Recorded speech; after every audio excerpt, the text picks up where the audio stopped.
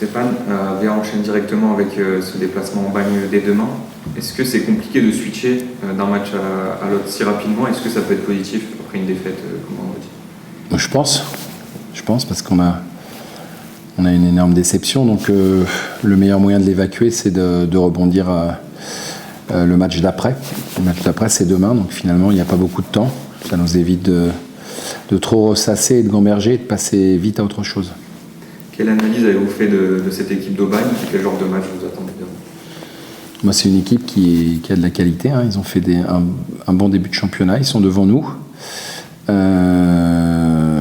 Voilà. Chez eux, c'est un peu particulier parce qu'ils ont une manière de faire, une méthode qui nécessite d'être présent dans l'engagement, dans le duel, avec des joueurs de qualité. Donc, j'ai envie de me répéter, ça ne sera pas un match facile. Ils sont tous compliqués, on le sait, donc celui-ci il n'échappera pas à la règle. Ilan El Hadari avait finalement été trop court pour le match de Concarneau. Est-ce qu'il en est actuellement? Est-ce qu'il sera disponible pour le match de... Non, malheureusement il ne sera pas là non plus demain. Pas d'autres pépins qui se sont venus s'ajouter à la liste? Mais je pense qu'elle est déjà assez longue comme ça. On a potentiellement 9 absents. Voilà.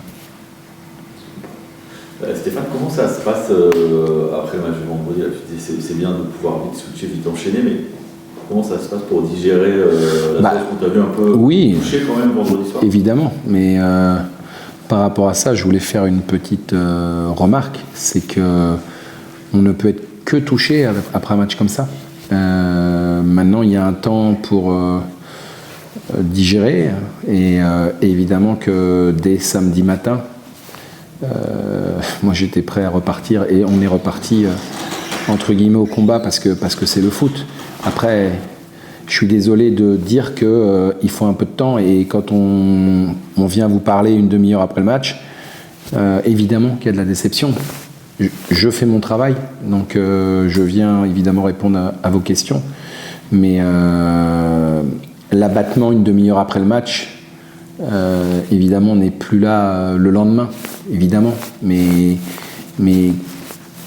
moi je suis quelqu'un de vrai et d'entier, donc quand je dis que je suis déçu et que ça va pas, c'est certainement que c'est vrai. C'est pas parce que je suis déçu et que ça va pas que j'ai abandonné, loin de là. J'abandonne pas, j'abandonne jamais. Donc je suis évidemment très remonté pour aller inverser le cours des choses dès le prochain match.